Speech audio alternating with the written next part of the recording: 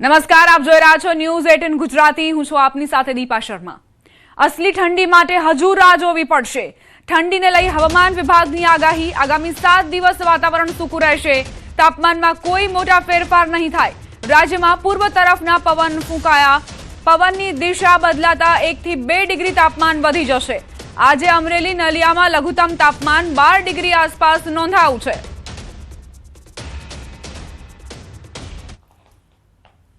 अगर हम आने वाले हफ्ते की बात करें तो गुजरात में मुख्य तौर पे मौसम ड्राई रहेगा। साथ ही साथ अगर हम बात करें पिछले 24 घंटों में कैसा रहा गुजरात में मौसम, तो अगर हम मिनिमम तापमान की बात करें तो उसमें जो है अहमदाबाद में 15.6 डिग्री सेल्सियस तथा गांधीनगर में 15.5 डिग्री सेल्सियस तापमान दर्ज किया गया है, जिसमें सबसे न्यूनतम तापमान जो है 12 डिग्री सेल्सियस जो है नलिया में दर्ज किया गया है। अगर हम बात करें आगे आने वाले हफ्ते में कैसा रहेगा न्यूनतम तापमान और सर्दी का माहौल, तो उसमें जो है अगले हफ्ते तक जो है किसी भी तरह का बदलाव देखने को नहीं मिलेगा हमें। दक्षिण गुजरातना खेडूतो माटे खुश खबर। 2.54 लाख खेडूतोने दिवसे वीजળી મળતા આનંદો। રાત્રિના ઉજાગરા જંતુના ડરમાંથી મુક્તિ મળી। ડીજીવીસીએલના તમામ 807 ખેતીવાડી ફીડરોને યોજનામાં આવરી લેવાયા। મુખ્યમંત્રી ભૂપેન્દ્ર પટેલના સુશાસન હેઠળ મહત્વનો નિર્ણય। ખેડૂતોની સમૃદ્ધિ માટે સરકારનો ક્રાંતિકારી નિર્ણય।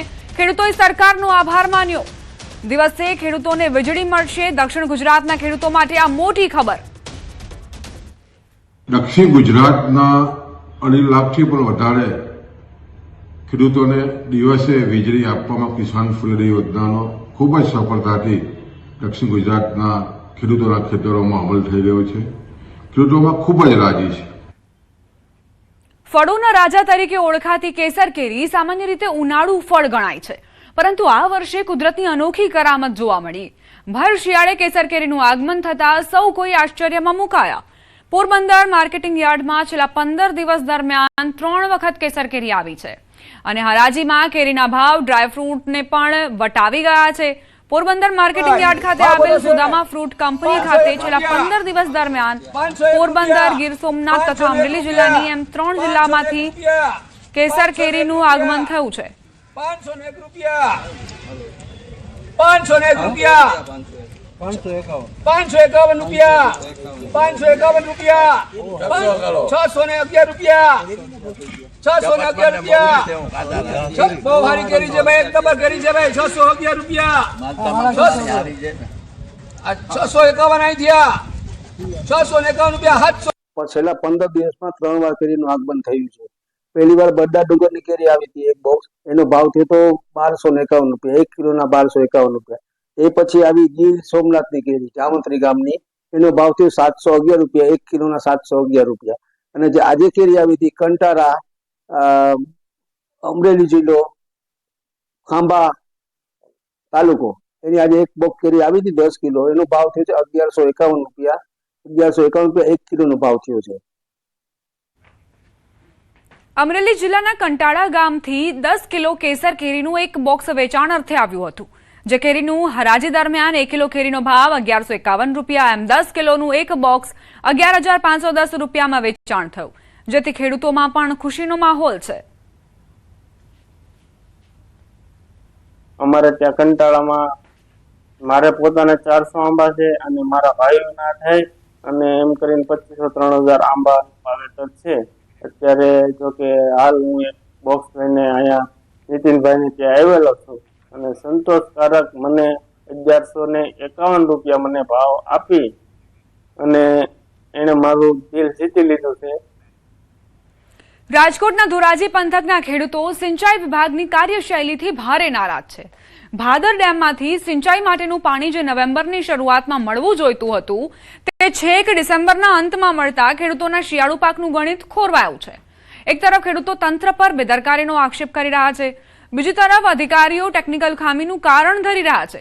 ખેડૂતોનું કહેવું છે કે તુવેર, ચણા, ઘઉં, લસણ અને ડુંગળી જેવા પાકો માટે પાણી સમયસર ન મળતા વાવેતરમાં મોડું થયું છે અને ઉત્પાદનમાં 30 થી 40% ઘટાડો થવાની ભીતિ છે। આ સમગ્ર મામલે સિંચાઈ વિભાગના અધિકારી આરજી ભુવાએ બચાવ કરતા જણાવ્યું કે ખેડૂતોએ પૂરતા ફોર્મ ન ભરતા તારીખ લંબાવવામાં આવી હતી। 13મી તારીખે પાણી છોડવાનું આયોજન હતું, ત્યારે ડેમનો ગેટ ઓપન ન થતા ટેકનિકલ ફોલ્ટ સર્જાયો હતો, જેને રિપેર કરવામાં સમય લાગતા 20 તારીખે પાણી છોડાયું.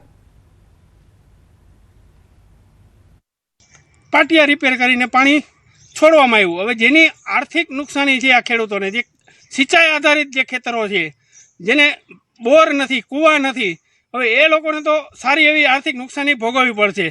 તો કેનાલ ઓછામાં ઓછી પોણા 2 મહિના લેટ છે. તો જો કેનાલ આધારિત જે ખેતર હોય તો એને શું કરવાનું? એને ઘઉં વાવેલા એમને કોરા પડા પડ્યા હતા. અત્યારે કેનાલ આવી અને આજથી એના પાણી ચાલુ થશે તો એને વીઘે 15 થી 20 મણ ઉત્પાદનમાં ઓછું આવશે, નબળી ક્વોલિટીના ઘઉં થશે. આપણે 1 તારીખે છોડવાનું નક્કી હતું, એને બદલે આપણે 20 તારીખ એટલે 20 દિવસ જેવું લેટ થયું છે આ ટેકનિકલ ફોલ્ટને કારણે અને આ ટૂંકમાં ફોર્મને કારણે.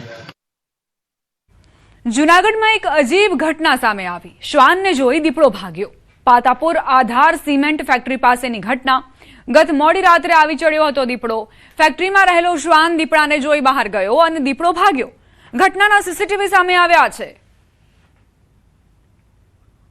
મોડી રાત્રે આ દીપડો અહીં આવી ચડ્યો હતો અને સામે શ્વાન જોઈને તે ત્યાંથી ભાગી ગયો.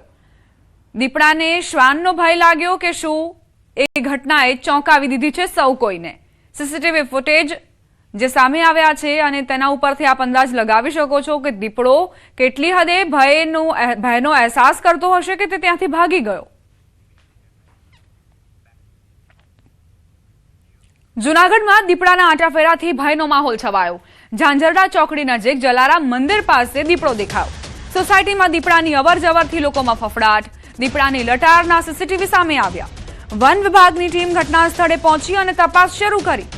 જૂનાગઢમાં દીપડાની લટારના સીસીટીવી ફૂટેજ જુઓ, કઈ રીતે દીપડો રોડ પરથી પસાર થઈ રહ્યો છે. વન વિભાગે આ આખી ઘટના બાદ દીપડાની શોધખોળ હાથ ધરવા માટે કામગીરી શરૂ કરી છે.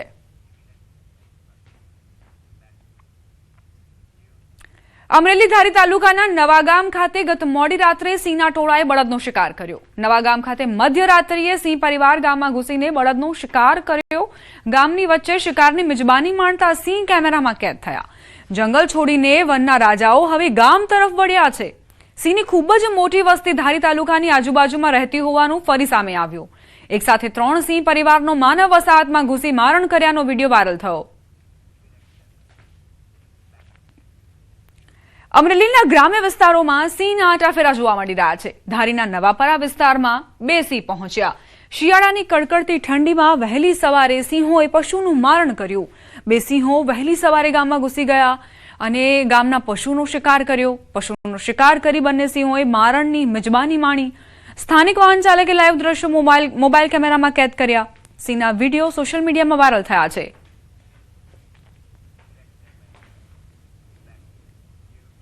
મહારાષ્ટ્રના લાતુરમાં રખડતા શ્વાનોએ આતંક મચાવ્યો છે. એક જ દિવસમાં 35 જેટલા લોકો પર હુમલો કર્યો, જેના કારણે સમગ્ર શહેરમાં ભયનો માહોલ સર્જાયો. સ્કૂલના બાળકો, દુકાનદારો, એક મહિલા ડોક્ટર પર શ્વાને હુમલો કર્યો.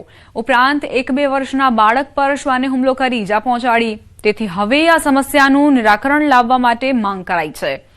જો નિરાકરણ ન આવે તો આગેવાનો ધરણાની ચીમકી ઉચ્ચારી રહ્યા છે.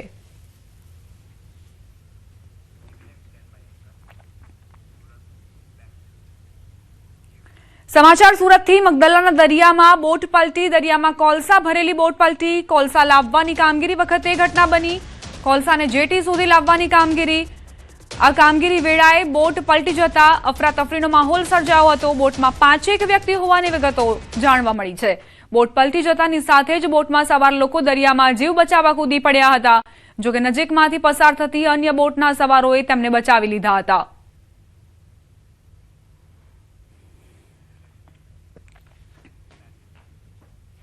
ગીર સોમનાથથી સમાચાર. વેરાવળ નજીકનો વિડીયો વાયરલ થયો છે, જેમાં દરિયામાં ગેરકાયદેસર માછીમારી કરાઈ રહી છે. નાની માછલીઓને જાળમાં ફસાવી માછીમારી કરતા માછીમારો વિડીયોમાં કેદ થયા. સ્થાનિક માછીમારે વિડીયો બનાવી સોશિયલ મીડિયામાં વાયરલ કર્યો. વિડીયોમાં એકસાથે 15 થી વધુ માછીમારો દરિયામાંથી માછલીઓ બહાર કાઢી રહ્યા છે.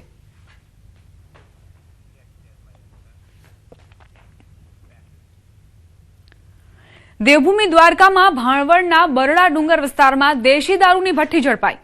સ્થાનિક પોલીસે દરોડા દરમિયાન 1800 લીટર દારૂ, કાચો આથો અને દારૂ બનાવવાના સાધનો સહિત 45,000 રૂપિયાનો મુદ્દામાલ કબજે કર્યો. ખોડિયારજર પાસે ચેકડેમની બાજુમાં ચાલી રહી હતી ભઠ્ઠી. પોલીસના દરોડા પડતા આરોપીઓ ફરાર થયા હતા. પોલીસે ફરાર આરોપી ભૂદા રાજા મોરી સામે ગુનો નોંધી હાથ ધરી છે તપાસ. ભાણવડમાં કઈ રીતે દેશી દારૂની આ ભઠ્ઠી ધમધમી રહી હતી તેના દ્રશ્યો આપ જુઓ. અહીંથી 1800 લીટર દારૂ, કાચો આથો અને સાધનો જપ્ત કરવામાં આવ્યા છે. પોલીસે ફરાર આરોપી ભૂદા રાજા મોરી સામે ગુનો નોંધીને તેની શોધખોળ હાથ ધરી છે.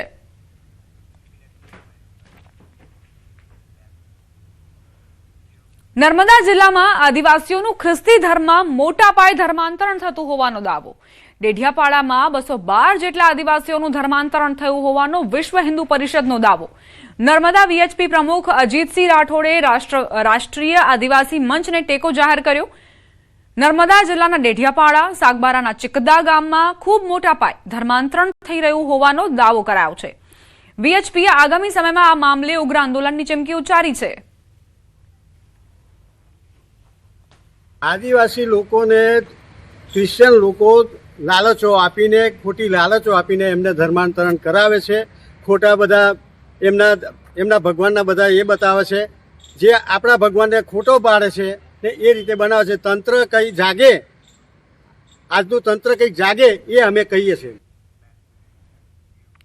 અંબાજી વિસ્તારમાં વન વિભાગની કામગીરી પર લોકો શંકા ઉઠાવી રહ્યા છે, કારણ કે એક તરફ 40 વર્ષથી રહેતા એક આદિવાસી મહિલાનું મકાન અભયારણ્યની જમીન હોવાનું કહીને તોડી પાડવામાં આવે છે, તો બીજી તરફ વન વિભાગની જમીનમાં આલીશાન વનરાજી રિસોર્ટ બનાવવામાં આવ્યો છે. જો કે આ મામલે આરટીઆઈને અનેક રજૂઆતો છતાં કોઈ પરિણામ નથી આવ્યું. આ આખું રિસોર્ટ જંગલમાં છે. રસ્તો પણ વન વિભાગમાં આવતો હોવાથી પાકો બન્યો નથી, પણ સામે રિસોર્ટ તો તૈયાર છે. આ મામલે સવાલો કરાતા કઈ જવાબો નથી મળી રહ્યા.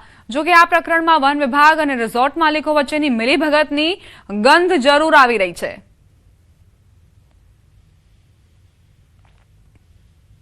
એક બાજુ જો ગરીબનું દબાણ હોય તો એ તાત્કાલિક ધોરણે દૂર કરવામાં આવે છે, પરંતુ આટલા મોટા માલિકો જે બનેલા છે રિસોર્ટના, એમનું દબાણ દૂર કરવામાં આવતું નથી. આપણે જોઈ શકીએ છીએ અહીંથી કે જે રસ્તો રિસોર્ટમાં જવા માટેનો છે, જે અભયારણ્ય લાગતું હોવાથી કે તે એની પરમિશન આરએફઓ સાહેબે કીધું છે કે ભાઈ અમે રસ્તાની પરમિશન કોઈ આપેલી નથી, તો એ રસ્તો બી અહીંયા અત્યારે બી ચાલુ છે અને ગાડીઓ આવવા જવાનું બધું ચાલુ છે, તો એ રસ્તો બી કેમ બંધ કરાવતા નથી.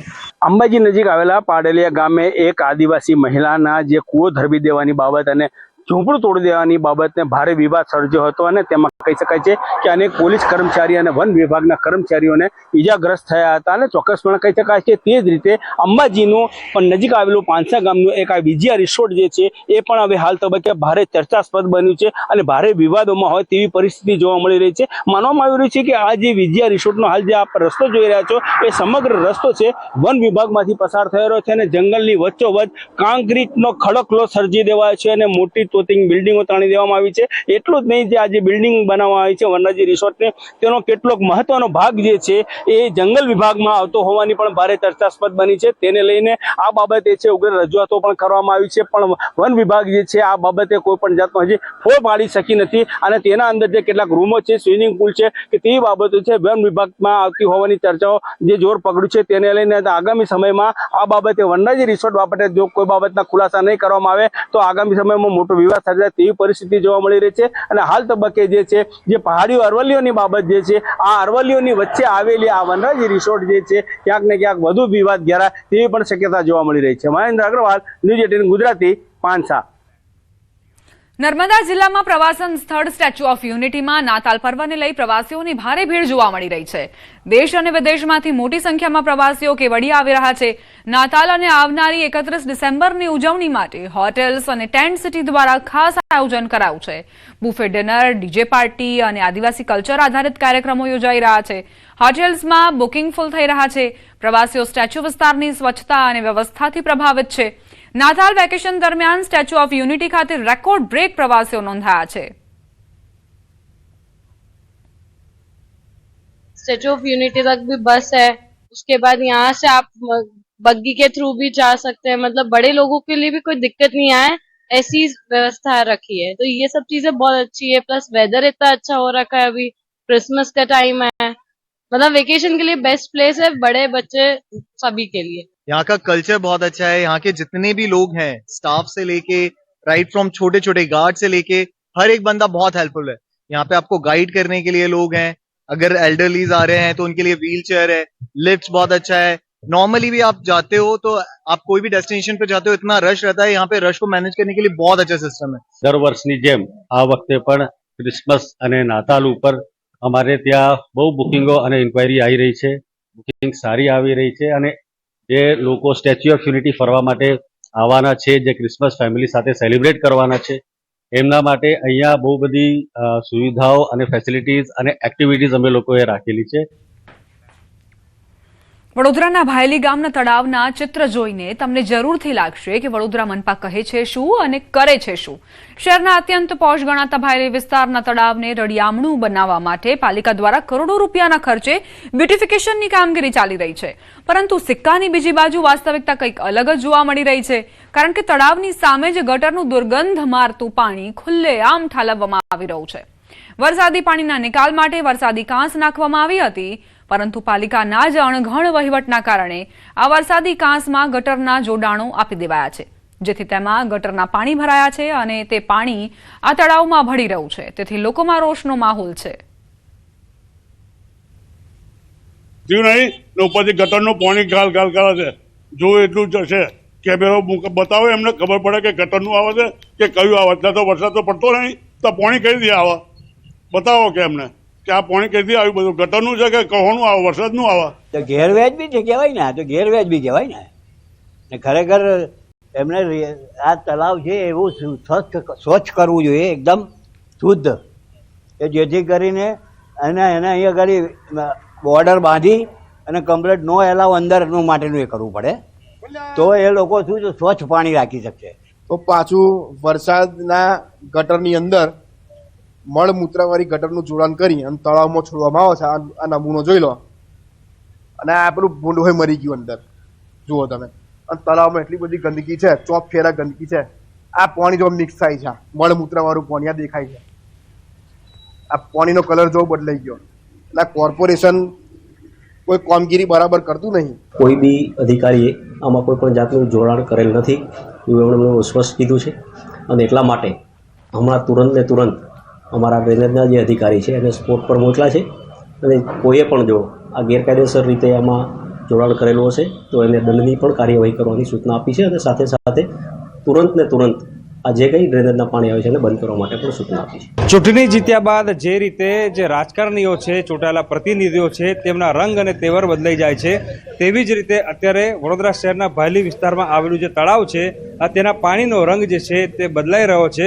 આવું એટલા માટે કહું છું કે ચૂંટાયેલા પ્રતિનિધિઓ અને કોર્પોરેશનના પાપે અત્યારે વડોદરાના જે ભાયલી ગામે આવેલું તળાવ છે તેની દુર્દશા થઈ રહી છે. અહીંયા આશ્ચર્યની વાત એ છે કે કરોડો રૂપિયા ખર્ચીને વડોદરા મહાનગરપાલિકા દ્વારા બીજી તરફ આ જે તળાવ છે તેનું બ્યુટિફિકેશનની કામગીરી કરવામાં આવી રહી છે. અને ત્યાં પણ જોઈ શકાય છે કે કામગીરી પૂરજોશમાં ચાલી રહી છે. જેસીબી ફરી રહ્યા છે, તો બીજી તરફ જે તળાવનું પાણી છે તે ખાલી કરવાની પ્રક્રિયા પણ ચાલી રહી છે. પરંતુ નવાઈની વાત એ છે કે સામેની સાઈડ બ્યુટિફિકેશન થઈ રહ્યું છે. અને અત્યારે બીજા દ્રશ્યો બતાવીશું કે ખુદ કોર્પોરેશન જ આ તળાવને દૂષિત કરી રહ્યું છે. એટલે કોર્પોરેશનની બેધારી નીતિ જે છે તે અહીંયા છતી થઈ રહી છે. એક તરફ ખુદ કોર્પોરેશન આ જ તળાવમાં ગટરનું પાણી છોડી રહ્યું છે અને બીજી તરફ આ જ કોર્પોરેશન આ જ તળાવને સામેની તરફ જે બ્યુટિફિકેશનની કામગીરી છે તે કરી રહ્યું છે. એટલે ટૂંકમાં કહીએ તો ધોળા દિવસે વડોદરા મહાનગરપાલિકા જે છે તે વડોદરા શહેરના નાગરિકોની આંખોમાં ધૂળ ઝોકવાનું કામ કરી રહી હોય તેમ લાગી રહ્યું છે. તે અત્યારે ભાયલી તળાવની દુર્દશા કરવા બેઠા હોય ત્યાં પ્રકારના દ્રશ્યો જે છે તે જોવા મળી રહ્યા છે. હાર્દિક દીક્ષિત, ન્યૂઝ 18 ગુજરાતી, વડોદરા. જૂનાગઢથી સમાચાર. મહાશિવરાત્રી મેળાને લઈ તંત્ર દ્વારા મેળાના રૂટનું નિરીક્ષણ કરાયું. મેળામાં આવતા ભાવિકોને વાહન પાર્કિંગને લઈ રૂટનું નિરીક્ષણ કરાયું. મજેવડી ગેટથી ગિરનાર દરવાજા સુધી નડતરરૂપ દબાણ કરનારાઓને સૂચના અપાઈ. ધારાગઢ દરવાજા નજીક બે ધાર્મિક દબાણ દૂર કરાયા. એસડીએમ, ડીવાયએસપી, મનપા દબાણ શાખા સહિતનો સ્ટાફ આ રૂટ નિરીક્ષણમાં જોડાયો હતો.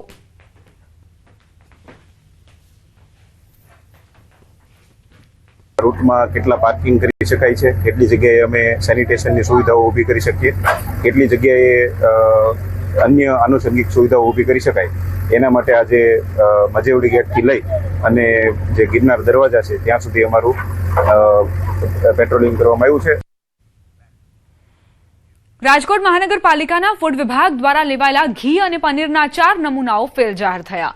અમીન માર્ગ પર આવેલી પાયલ પંજાબી ફૂડ પાર્સલ અને કોઠારિયાની પંગત રેસ્ટોરન્ટમાંથી લેવામાં આવેલા પનીરના નમૂનાઓ સબ સ્ટાન્ડર્ડ નીકળ્યા.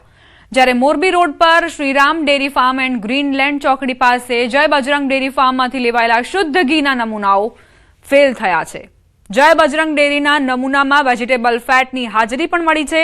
જ્યારે તંત્ર દ્વારા તમામ વેપારીઓને નોટિસ ફટકારાઈ છે. ત્યારબાદ વેપારીઓ સામે એડિશનલ કલેક્ટર સમક્ષ કેસ ચલાવી દંડાત્મક કાર્યવાહી કરાશે.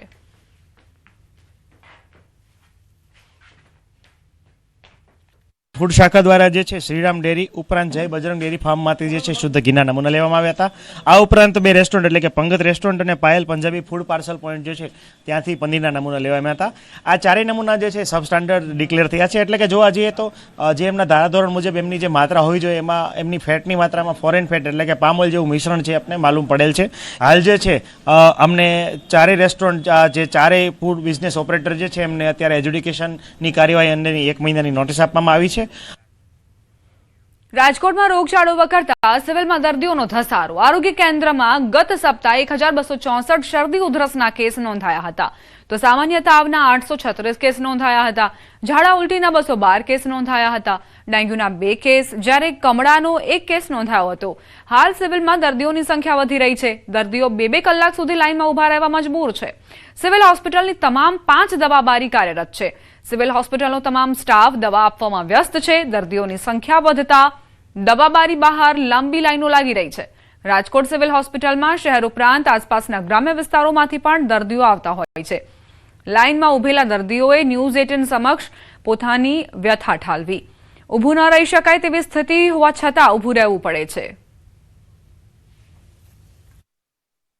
રાજકોટ સિવિલ હોસ્પિટલ અત્યારે દર્દીઓથી ઉભરાઈ રહી છે. કેસબારી બહાર જે છે લાંબી લાઈનો જોવા મળી રહી છે. હાલ આપણી સાથે અહીંયા જે દવા લેવા આવેલા ભાઈ છે, આપણે એમની સાથે વાત કરીશું. છેલ્લા લગભગ બે કલાકથી લાઈનમાં ઊભો છું. બહુ બધી લાઈન લાંબી છે અને 2 કલાક જેટલી દવામાં લાઈનમાં ઊભો છું અત્યારે. 2 કલાક થઈ ગઈ, 2 કલાક થઈ ગઈ સાહેબ. ઊભું નથી રહેવાતું, બેસી જાઉં છું. ગોઠણ બહુ દુખે છે એટલે બેસી ગઈ હતી. બેન અમે વારો રાખ્યો હતો, મેં કીધા બેન પછી દૂર દૂરથી દર્દીઓ આવે છે, 2 કલાક સુધી લાઈનમાં ઉભા રહેતા હોય છે. માસી શું કહેશો, તમે ક્યાંથી આવો છો? રાજકોટમાંથી જ આવીએ છીએ. 1 કલાક ત્યાં લાઈનમાં ઉભા રહ્યા છે અને ઊભું રહેવાતું નથી. મને શ્વાસ ચડે છે, હાથ પગ બહુ દુખે છે, ઊભું નથી રહેવાતું. હાલ રાજકોટ શહેર સહિત સૌરાષ્ટ્રમાં જે છે મિશ્ર ઋતુ જેવું વાતાવરણ છે ને એમના કારણે રોગચાળો પણ વકર્યો છે. અત્યારે શિયાળો ક્યાંક ઠંડી છે તે પણ નબળી પડી રહી છે, તો બીજી તરફ ક્યાંક પ્રદૂષણનું પ્રમાણ પણ જોવા મળી રહ્યું છે. શરદી, તાવ, ઉધરસ જેવા અનેક કેસ છે તે પણ નોંધાતા હોય છે. ત્યારે રાજકોટ શહેરની સિવિલ હોસ્પિટલ છે તે અત્યારે ક્યાંક દર્દીઓથી ઉભરાઈ રહેતી હોય તેવા દ્રશ્યો પણ સામે આવી રહ્યા છે. હાર્દિક જોશી, ન્યૂઝ 18 ગુજરાતી, રાજકોટ. ઉત્તર ગુજરાતના ઠાકોર સમાજના સામાજિક બંધારણ અર્થે એક સમાજ એક રિવાજના શીર્ષક હેઠળ ધાનેરા ખાતે સમાજની મીટિંગ મળી. 43 ઠાકોર સમાજના ગામની સામાજિક સુધારણા અંગે મીટિંગ મળી હતી, જેમાં બનાસકાંઠા સાંસદ ગેનીબેન અને દિયોદર MLA કેશાજીએ સામાજિક સુધારણાના પોઈન્ટ પર પ્રકાશ પાડ્યો. ખોટા ખર્ચા પર કાપ મૂકી સામાજિક બંધારણ થકી સામાજિક ઉન્નતિ આવે એવા પ્રયત્ન કરવા હાકલ કરાઈ. આવનાર સમયમાં ઓગળ ધામ ખાતે ફાઇનલ મીટિંગમાં બંધારણને આખરી ઓપ અપાશે. ઠાકોર સમાજ આ નવીન બંધારણ થકી અનેક ખોટા ખર્ચમાંથી બહાર નીકળશે.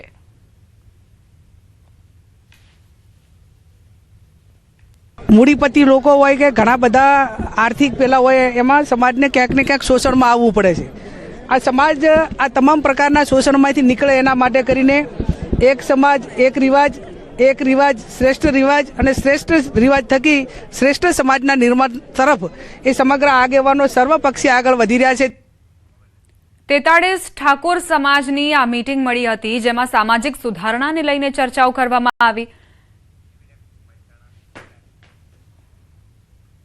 મહેસાણાના કડીમાં ચોંકાવનારી ઘટના. પિતાની મદદ કરતો પુત્ર ટ્રકમાં દબાયો. પિતાની ભૂલથી દીકરાનું મોત થયું. દિવાલ અને સ્ટેન્ડ વચ્ચે ફસાઈ જતા દબાઈ જતા યુવકનું મોત થયું. કડીના ઇન્દ્રાળમાં આ કરુણાંતિકા બની. પિતા ટ્રક રિવર્સ લઈ રહ્યા હતા ત્યારે દીકરો સાઈડ બતાવતો હતો. નંદાસણ પોલીસે પિતા દેવારામ ચૌધરી સામે ગુનો નોંધીને તપાસ હાથ ધરી છે.